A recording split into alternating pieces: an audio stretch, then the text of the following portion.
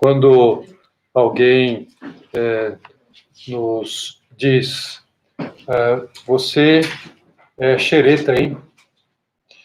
Evidentemente que não está nos fazendo nenhum elogio. No entanto, nem toda xeretice é ruim. Ou melhor, a palavra mais adequada aqui seria curiosidade.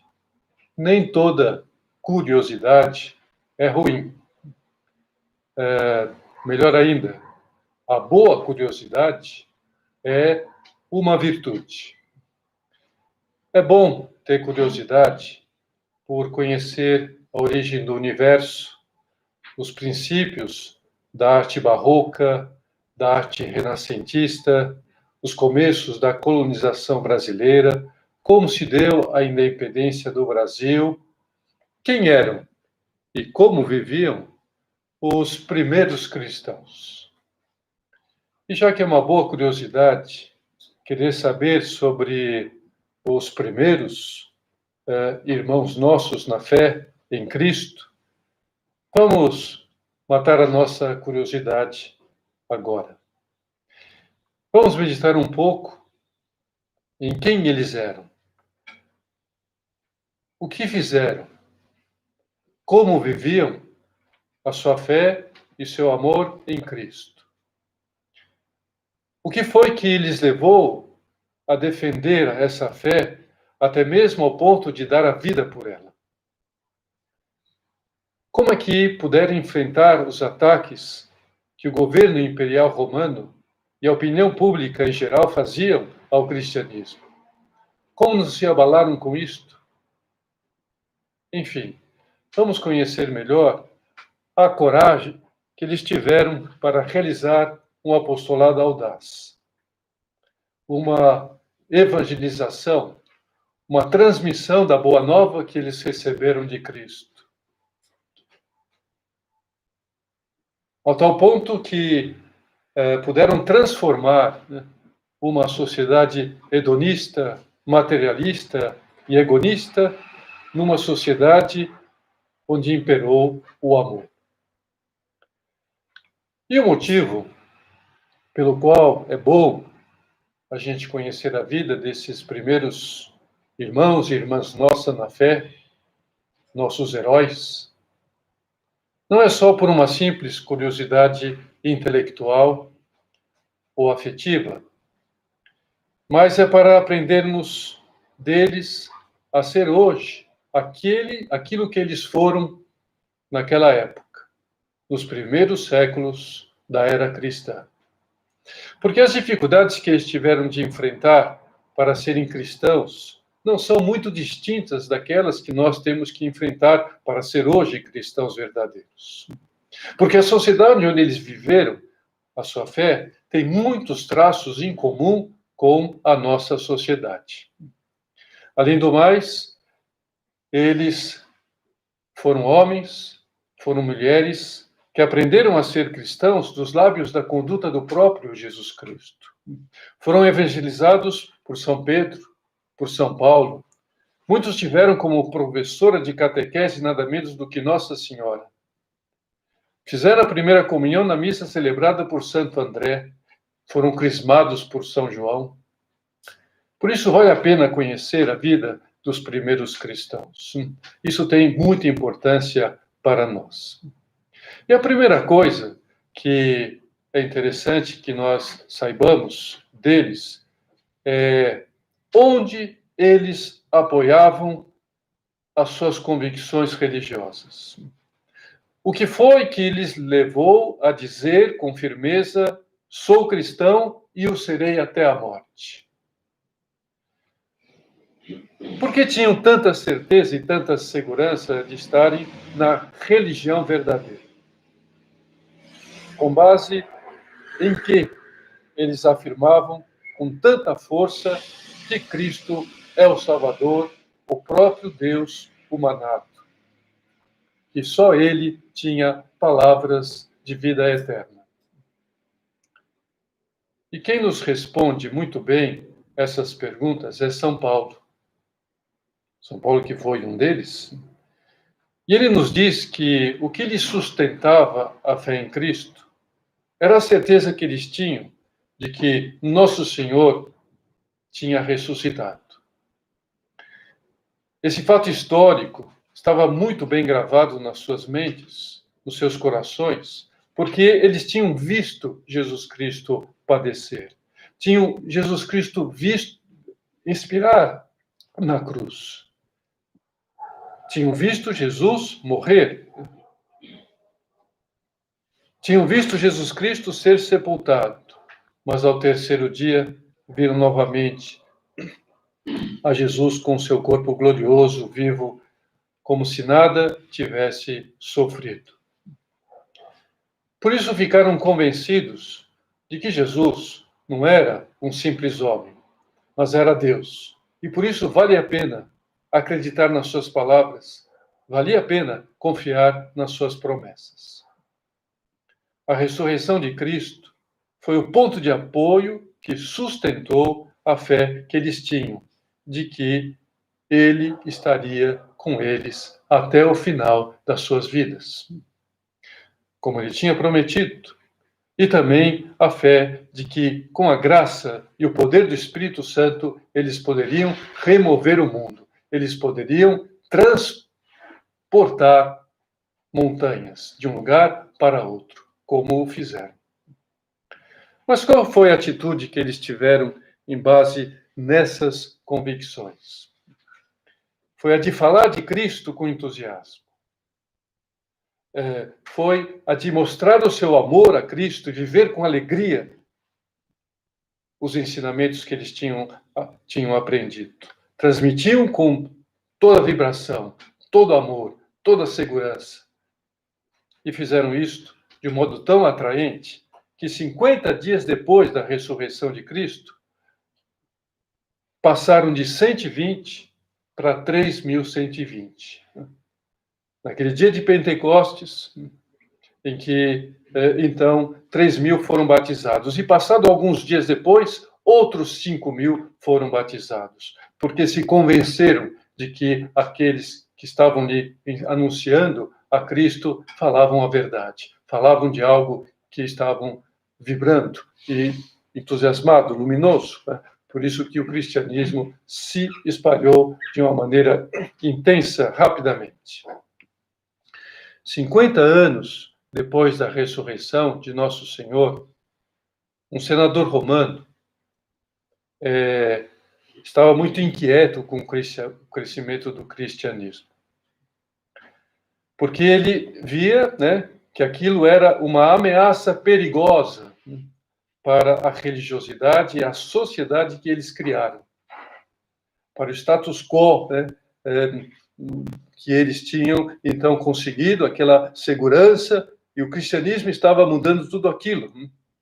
O cristianismo era contra, ele negava as divindades que eles adoravam, negavam a divindade de Júpiter, negavam a divindade do imperador romano. O cristianismo afirmava, pelo contrário, que havia um único Deus, criador do céu e da terra, de todas as coisas visíveis e invisíveis, e que esse Deus se fez homem e foi crucificado pelo império, mas que, com seu poder supremo, ressuscitou para nunca mais morrer. E aquilo assustou o imperador, ou melhor, o senador. E diante disto, ele escreveu uma carta ao imperador. Escreveu uma carta a Nero, que era, então, na ocasião, o imperador. E nessa carta, ele cobrava do Poder Executivo medidas urgentes para sufocar o cristianismo. Ele fez um relatório minucioso da situação, afirmando que já havia gente dessa nova religião em todos os lugares do Império. E nós sabemos que, naquela ocasião, o Império estava espalhado por toda a Europa, em quase toda a Ásia, no norte da África. Era um império imenso. E havia cristãos em todo o Império, nas cidades grandes, nas aldeias, nos campos, e que dela faziam parte pessoas de todas as classes sociais. No final da carta, ele até enumera uma lista com os nomes de alguns cristãos e suas atividades. Lucas, médico. Apolo, universitário. Sérgio Paulo, cônsul. Sebastião, chefe da guarda palaciana. E a lista continua com nomes de donas de casas, artistas, pequenos e grandes comerciantes, soldados, oficiais, gente pobre, gente rica, livres, escravos, civis, militares, banqueiros, bancários, uma lista enorme. E Nero acatou aquele pedido, né, daquele parlamentar, né, e se pôs a perseguir violentamente os cristãos. Promulgou um decreto onde proibia a existência no império de cristãos. Os cristãos estavam proibidos de existir. E as primeiras vítimas deste decreto foram São Pedro, que foi crucificado, e São Paulo, que foi degolado em praça pública. Atrás deles foram martirizados muitos cristãos que não quiseram negar sua fé em Cristo ressuscitado. Nero queria exterminar o cristianismo, mas em vez disto, ele provocou um fortalecimento da unidade entre os primeiros cristãos. Eles se uniram ainda mais, perseveravam rezando, comungando, amando uns aos outros. Corunum et anima una, um só coração, uma só alma. Né? E o cristianismo foi se fortalecendo. Né? Nero não só condenava a morte aos cristãos, mas quis que aquelas condenações servissem de espetáculo para o povo, que o povo mostrasse, olha, quem for cristão vai acontecer isto. Então, eles iam se divertir vendo aqueles cristãos sendo devorados nas arenas pelos leões. Nero e muita gente pensava, né, aquele senador, o parlamento, que estava assistindo o fim do cristianismo está acabando. Mas aqueles cristãos estavam cumprindo a promessa de Jesus Cristo. Se o grão de trigo não morre, fica infecundo, mas se morre, dará muitos frutos. E é isso que estava acontecendo. Aqueles mártires, sangue dos mártires, semente de novos cristãos. E, de fato, o cristianismo, a partir de então, em vez de ser exterminado, começou a crescer rapidamente. Durante mais ou menos 250 anos, as perseguições continuaram. Mas, por fim, outro imperador, o imperador Constantino, decretou definitivamente o fim das perseguições. A sua mãe tinha se convertido para o cristianismo. E assim, eles puderam viver livremente e construir a primeira basílica em Roma, que é a Basílica de São Pedro, em honra do apóstolo Pedro, que foi morto ali, né, mesmo naquela colina do Vaticano, e em cima do seu túmulo foi construída essa basílica. E os deuses pagãos nunca mais foram adorados no Ocidente. Jamais. Como foram adorados durante 1000 anos na Grécia e na Roma Antiga. Mas nós não devemos pensar, né, que nos 300 anos de perseguição, a maioria dos cristãos morreu martirizada. Não, porque dos 86 milhões de cristãos, apenas 50 mil foram martirizados. O resto, a imensa maioria do resto, morreu de morte morrida. Também não moravam nas catacumbas. As catacumbas eram lugares para que eles pudessem celebrar a Eucaristia de uma maneira segura, tranquila, mas não moravam nas catacumbas, né? No dia a dia, eram cidadãos normais, iam às feiras livres, se vestiam como todo mundo, passeavam nas praças, trabalhavam nas repartições públicas, nas empresas da época, externamente eram como os outros cidadãos. Tertuliano, o escritor do final do século II, afirmava que nós, os cristãos, não vivemos à margem do mundo. Frequentamos o fórum, os balneários, as oficinas, as lojas, os mercados e as praças públicas. Somos marinheiros, soldados, agricultores e negociantes. São palavras que faziam eco àquelas que São Paulo tinha escrito há um pouco mais de um século antes ao prescrever. A cada um permaneça na vocação a que foi chamado. Mas uma coisa os cristãos tinham de diferente. Externamente não se distinguiam muito, mas o que eles tinham de diferente era no seu modo de pensar. Isso necessariamente provocava um modo novo de comportar-se, um modo diferente de comportar-se, um modo que rompia com os antigos costumes. São Justino, que foi um daqueles primeiros cristãos convertidos do paganismo, ele descreveu a ruptura que ocorreu com a sua vida pregressa e o novo estilo de vida que passou a adotar como cristão. Escreve ele: desde que cremos no Verbo, renunciamos ao culto dos demônios para unir-nos pelo Filho ao Deus único não gerado. Antes nos agradava a libertinagem, hoje a castidade. Amávamos e procurávamos mais do que todo o resto o dinheiro e ter posses. Hoje pomos em comum tudo o que possuímos e o repartimos com os pobres. Dividiam-nos os ódios e homicídios.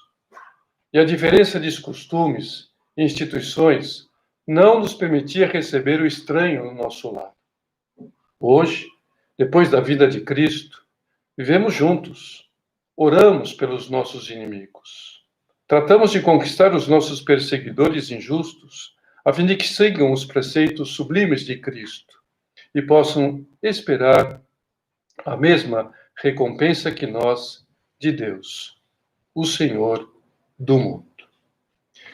Então, com esse novo modo de comportar-se, essa maneira diferente de como se comportavam antes, evidentemente que aqueles cristãos iam sendo conhecidos externamente, não pelo modo de estar, pela sua roupa, por onde estavam, o que faziam como todo mundo, onde andavam, mas pelo comportamento, fruto dessa mudança de mentalidade, seu comportamento. Né? E também hoje, a gente sabe perfeitamente, a gente pode saber que um homem é cristão, de verdade, se não vai a espetáculos indecentes.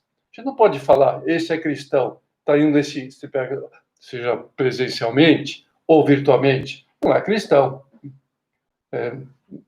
Pois se mudou de comportamento, se mudou de mentalidade, tem que mudar de comportamento, não pode ser igual aos pagãos, aqueles que não acreditam em Cristo. Um cristão verdadeiro hoje não vai a baladas que mais parecem inferninhos. E por causa disto, nós poderemos vir a ser ultrajados. Evidentemente, como aqueles primeiros cristãos foram, como, por exemplo, se há uma pictografia, talvez seja a primeira pichação contra o cristianismo que existe, onde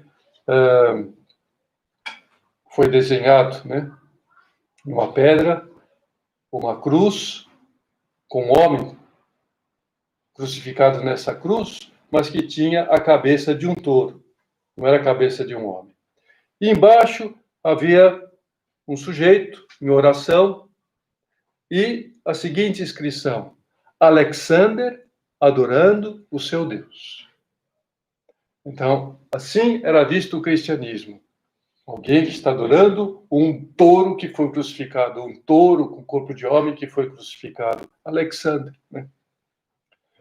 Algumas vezes, essa ruptura, né, com o materialismo e a imoralidade eram muito dolorosas, como ocorreu com Perpétua, uma moça de 22 anos, Ela pertencia à nobreza romana, era professora, estava casada, tinha um filhinho de 2 anos.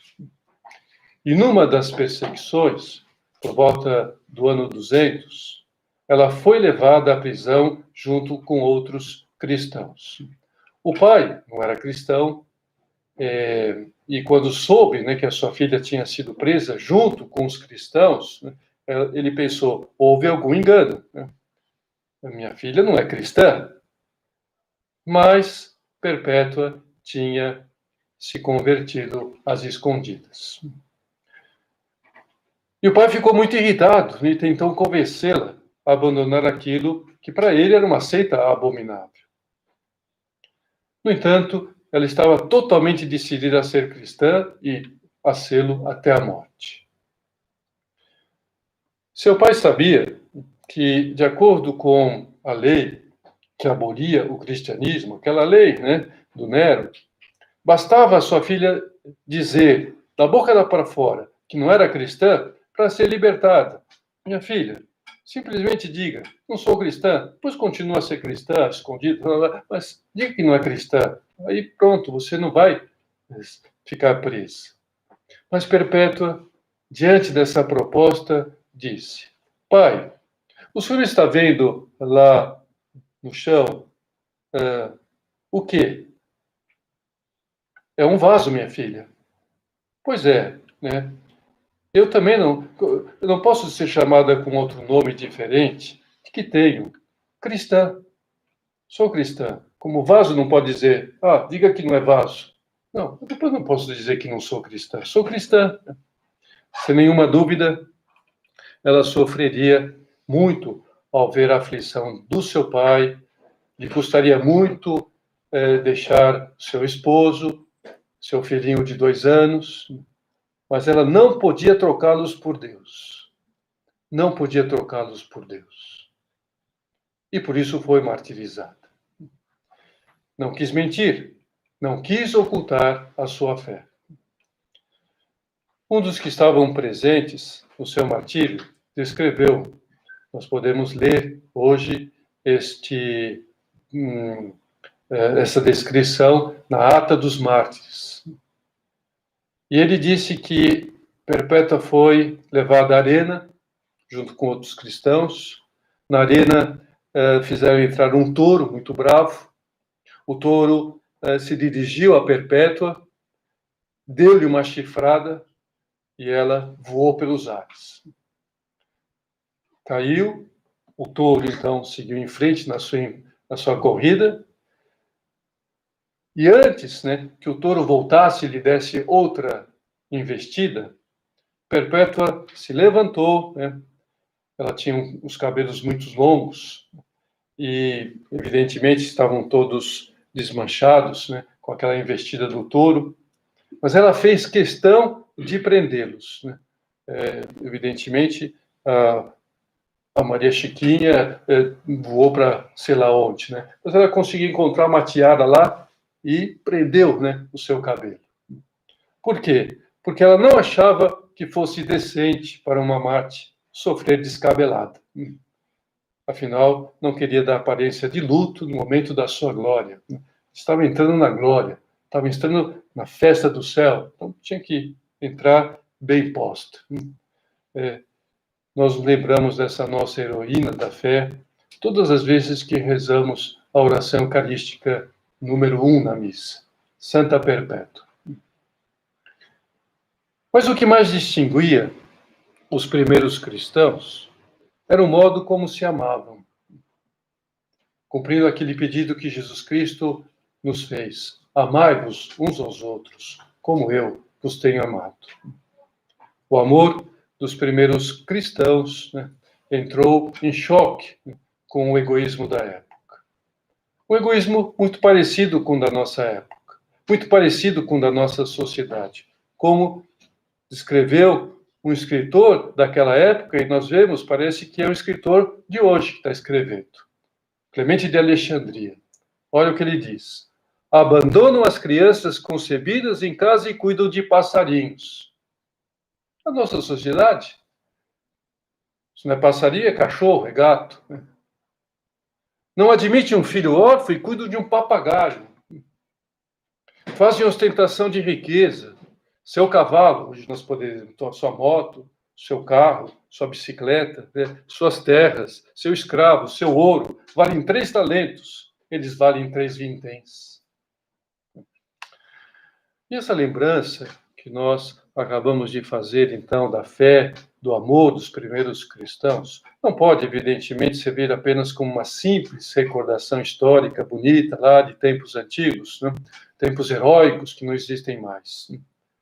Mas as suas vidas têm que ser, para cada um de nós, um estímulo a viver com a fé e amor com que eles viveram.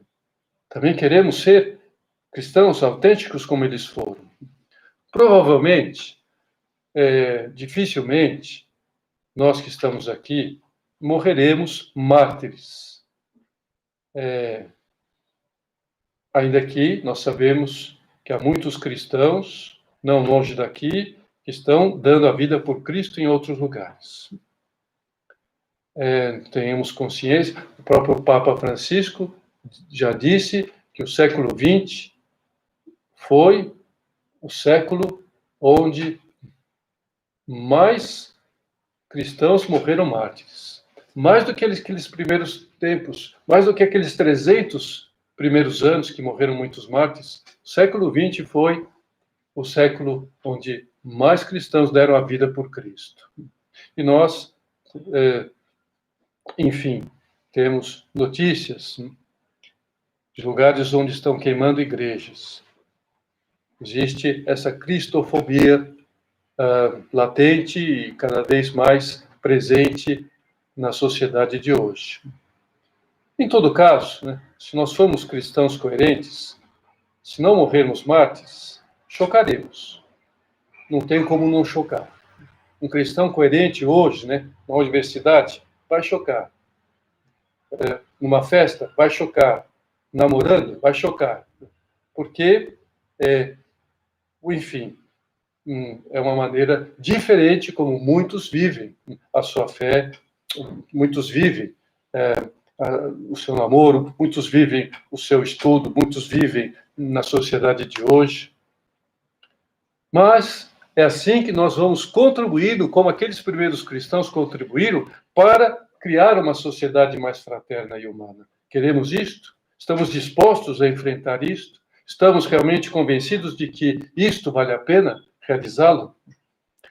São José Maria, ele dizia que se alguma coisa o Opus Dei se assemelha, é a vida dos primeiros cristãos.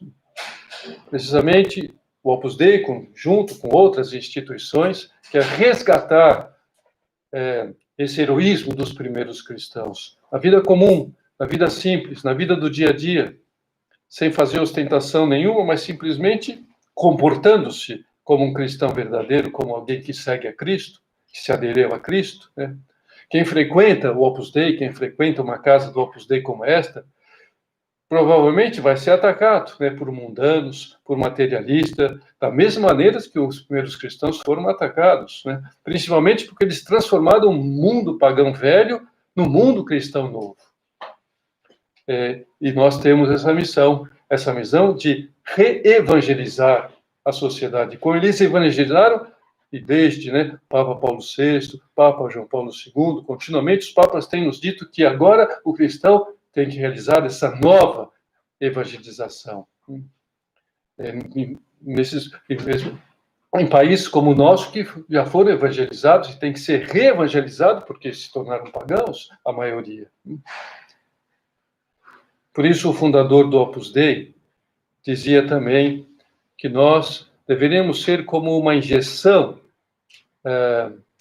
nas veias sanguíneas da sociedade, uma injeção de remédio, uma injeção de sangue bom, uma transfusão de sangue, né, para que se renove essa sociedade doente, essa sociedade caduca, essa sociedade esclerosada, possa então ser renovada e sair dessa sua doença e ganhar novamente saúde. Combatendo esses focos de infecção. E como dizia Jesus Cristo, nós, principalmente os leigos, devem ser sal da terra e luz do mundo, transformando o mundo insosso, escuro, no mundo novo cristão. Invocando a intercessão de Maria Santíssima, possamos, então, sair, né, dessas reflexões com desejo verdadeiro e autêntico de cumprir essa maravilhosa missão.